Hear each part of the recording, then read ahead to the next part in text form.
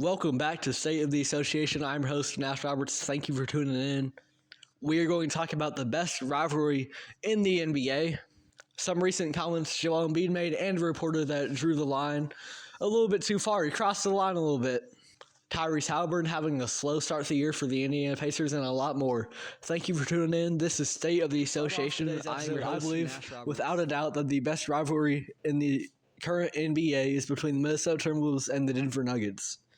They played yesterday. Minnesota won by 3. You had Rudy Gobert get dunked on by Christian Brown, then get into a little scuffle. Then Russell Westbrook comes over. Gobert is scared of Westbrook.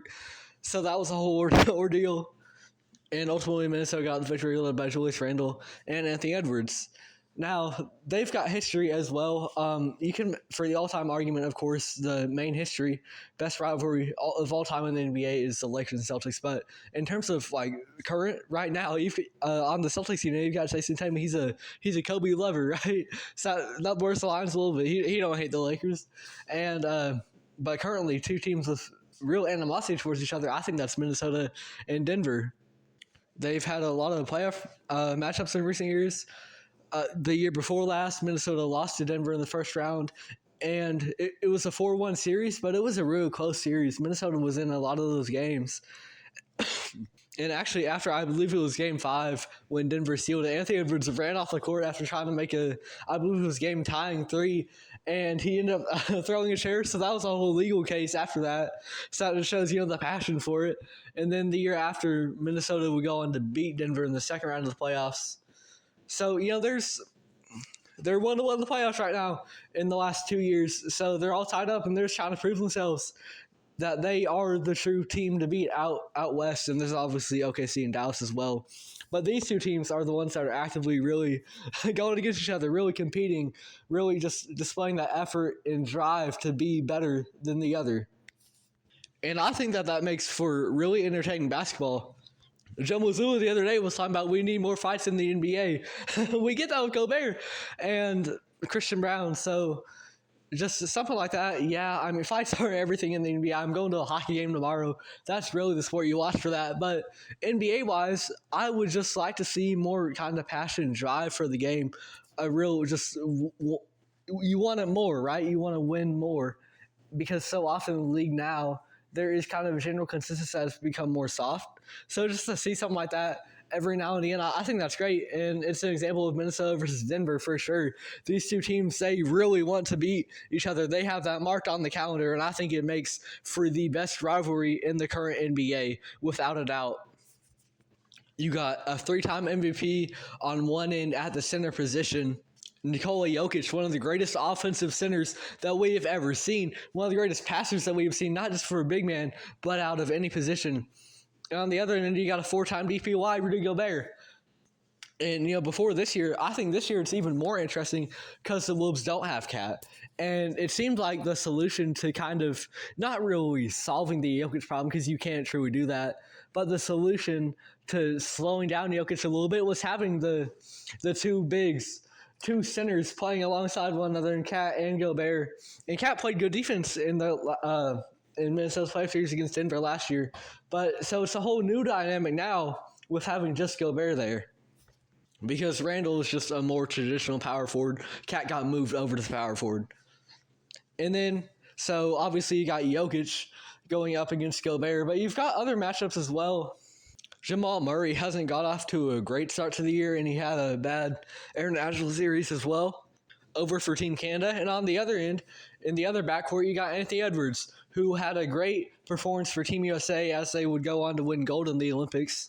So that's there as well. I know Jamal is technically the point guard and Ant's the shooting guard, but still, Ant gets a lot of on-ball opportunities. So they're going at each other. Then you got Michael Porter Jr. versus Jaden McDaniels, one of the best shooters in the NBA versus one of the best perimeter defenders in the NBA. So that's another great matchup. There's a lot of matchups all around. Even Aaron Gordon versus Julius Randle is really interesting because these are two really good power forwards in this league. There's just a lot of matchups.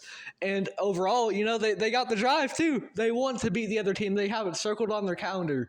And all these factors combine to make the Minnesota Timberwolves versus the Denver Nuggets the best rivalry of Anthony in Edwards, the NBA. He has been taking a lot of threes. In that past game against Denver, he took 14 of them.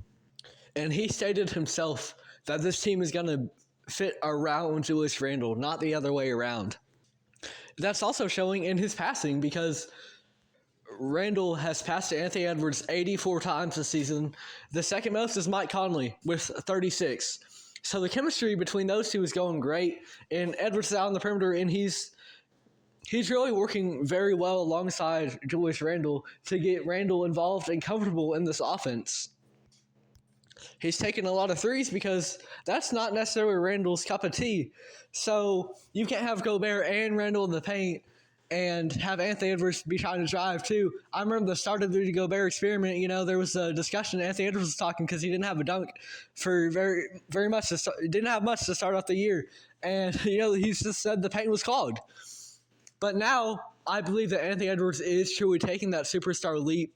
And, you can point to his playoff performances in the past, but I think this is the moment right here where he's not just putting up good numbers, but he's altering his game to do what helps his team most. Because you can have a lot of guys, especially in the modern NBA, that are really talented. They're going to put up numbers. But to be a true superstar, I think you have to affect the game in other assets other than just the box score stats. And he's a great defender as well, so that adds to it.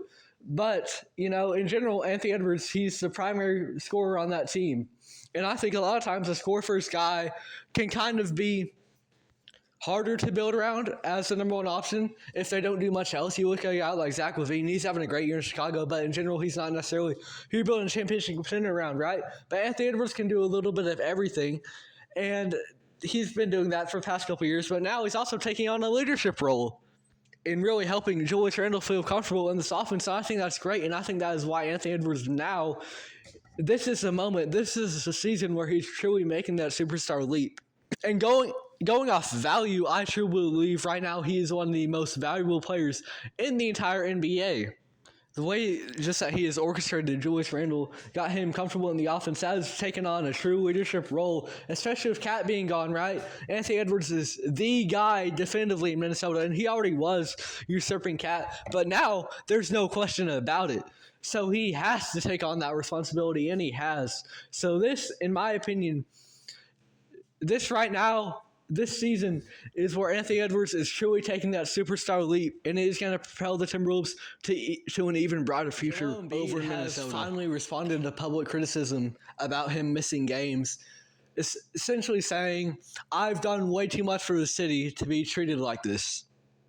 Now, I think there's some truth to it, and I believe that Joel Embiid 100% believes that he is in the right here. And Joel has done a lot individually. He's an MVP. He's one of the best scoring centers that we have seen in recent memory. And before he got injured last year, he was on pace to have the second best scoring season for a center in NBA history if he was able to continue his production of about 36 points a game, just behind Wilt Chamberlain a couple of his seasons. So Joel is a great scorer and a great individual player. He's a great defender as well. However, in terms of what you've done for the city, there's a little bit less of a contribution there. And obviously having a star in town, he's going to be involved. He's going to reach out to Philadelphia organizations. But if we're talking about the basketball team itself, right, because that's what the fans are going to really focus on. The fans that are calling for Embiid to get out there and play, those aren't just an everyday Philadelphia citizen who might appreciate what he's done off the court. Those are the people that are 76ers fans and going out and watching the games that want to see Embiid on the court and what he's doing on the court. And if we're talking about that, then his contributions to Philadelphia are less. Now, I don't want to discredit what he's done off the court. However, if we're talking about just on the court play, because that's what the fans are going to want to focus on. They want to focus on Embiid's on the court, what he has done for them as a basketball franchise. At the end of the day, the NBA is a what have you done for me lately business, and that's really the way with all sports leagues. And Joel Embiid, for all the great stuff he's done individually, all the accolades he has, what he hasn't done has brought Philly a title. And Philly especially is a city that is very passionate about their sports. We see it with Eagles fans all the time, and it's the same way with 76ers. They want to see their team succeed more than they want to see their individual self succeed. And Philadelphia's 76ers have not even made the NBA Finals with Embiid, much less won the trophy. They might be the 1 seed, but it's been consistent playoff failure after playoff failure after playoff failure under Embiid. And his performances in the playoffs have consistently declined, and sometimes that's due to injuries. I think especially, I believe it was last year, it really looked like he was turning a corner, and I believe that the way he was playing would have translated to the playoffs much better. But in general, we have seen Embiid's play consistently decline in the playoffs. So you can do a lot in the regular season. You can do a lot for yourself. You can get that MVP. But at the end of the day, we've got to see championships in terms of the on-the-court product, in terms of what you've done for the franchise. Because if we're looking at the franchise, they can have a lot of great players all the time. But who brought them a ring? And Embiid has not done that to this point. So you can say that you've done a lot for the city, but in reality, you've done more for yourself in terms of individual accolades and not bringing your team a championship. And that's not all on Embiid. This is the most talented NBA we've ever seen. There's unprecedented parity around the league. However, if you're talking about what you've done for the city, you're responding to the fans who are caring about what you're doing on the court for the city, and you have not brought the city a title. So you cannot properly make that statement without criticizing Embiid, but I do want to defend him in one case because it's also coming out that this was in response to a reporter making some claims that on a human level are really unsupportable. Because, I talk about how Philadelphia sports fans, they care about their sports first and foremost, and when talking about what you've done for a city, that's about on the court. But this reporter, he went and brought it off the court. So when Embiid was in his first year as a Philadelphia 76ers player, his little brother tragically passed in an automobile accident. And he named his son after his unfortunately passed away brother. And the reporter said, in order to be great at your job, you have to show up to work.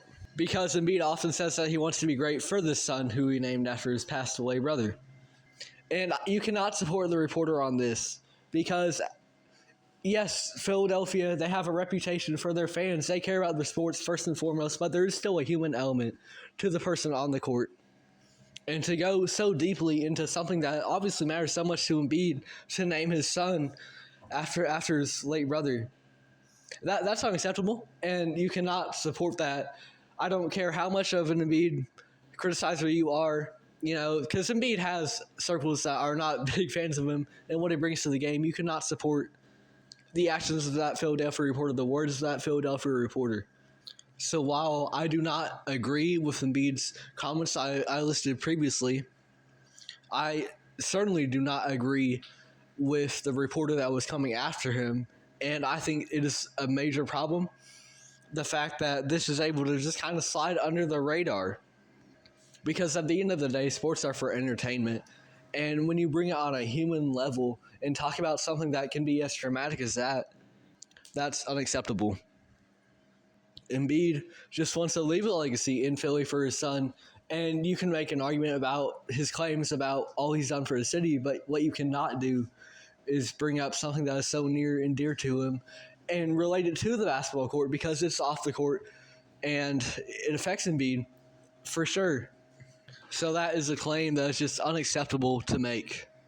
As a reporter, you gotta draw the line between the sports side of things and the human element of it all, and that is what was failed to be done.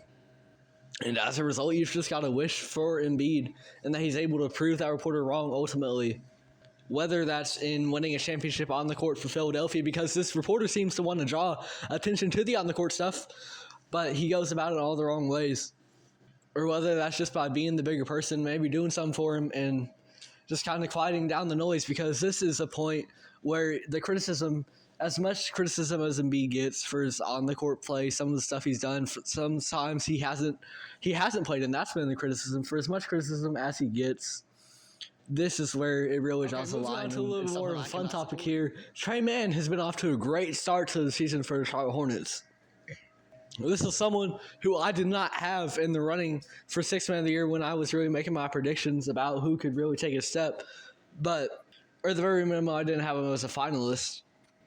But he is playing out of his mind. I believe it's 21 points a night for the Charlotte Hornets off the bench. And he's doing it. He's looking like Allen Iverson too, with the baggy shorts, with the headband, with the braids, and he's bringing that style back, and he's hooping while he's doing it. It's been a great start to the season for Tre Mann. He never really found his footing in Oklahoma City, but now over in Charlotte, he's doing really good. He's doing great. So it's really cool to see kind of a redemption for him, because he wasn't very efficient over in Oklahoma City, and overall he just didn't impact the game very much. But for Charlotte, he's been amazing for him, and he looks like a great piece that they could use moving forward. Now, Tre Mann was someone I liked as a player, but he really didn't find his footing with the Thunder. But over with Hornets, he is thriving right now. I don't have much to say, but he looks like he's the leader in the Sixth Man of the Year race right now. It's just going to be really interesting to see how that progresses throughout the season, because Brandon Miller, B-Mill, has been out of the lineup, so there has been conversations on social media kind of about how that's going to take away from Tre Mann's production when B-Mill comes back. However, I don't think it should be too big of a worry, because at the end of the day, it is different positions, and if Tre Mann's going to be coming off the bench anyways, B-Mill is going to be the starter. So their minutes aren't going to overlap all the time, and it's just going to allow Tre Mann to continue to get touches. I think he's going to continue to have a great year. I'm excited to see what he does the rest of this season and moving forward for the rest of his career, because it really looks like he's turning things around over in Charlotte. Someone who has not got off to a great start of the year, though, is Tyrese Haliburton. He's averaging 14 points a night, 7.3 assists, and career lows in efficiency at 33.7% from the field and 24% from three. It has been a rough start for the year for Tyrese Haliburton.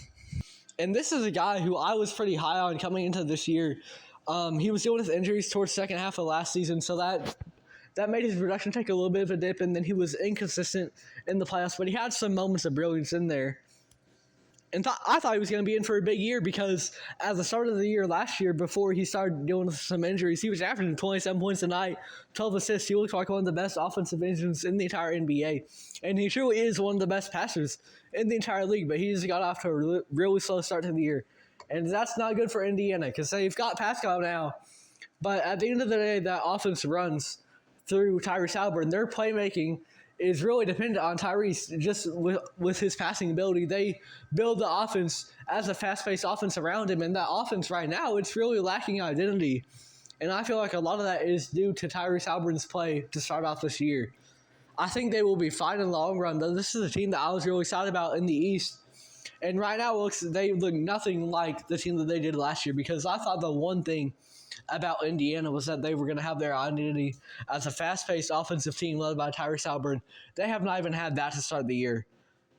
So they are going to need Haliburton to get back on track if the Indiana Pacers want to have any shot at making any kind of noise in the playoffs, any kind of run. They need Tyrese Haliburton. They run the offense through Haliburton. He has to be on point. And I think to an extent that is kind of an issue that you are so reliant on Tyrese Haliburton. But at the end of the day, that is the decision that they made. And right now, Haliburton is not playing up to par and is massively being a detriment to this team.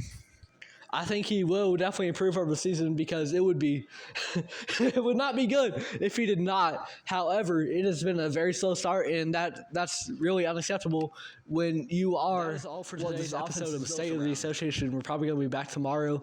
Thank you for listening. I'm your host, Nash Roberts.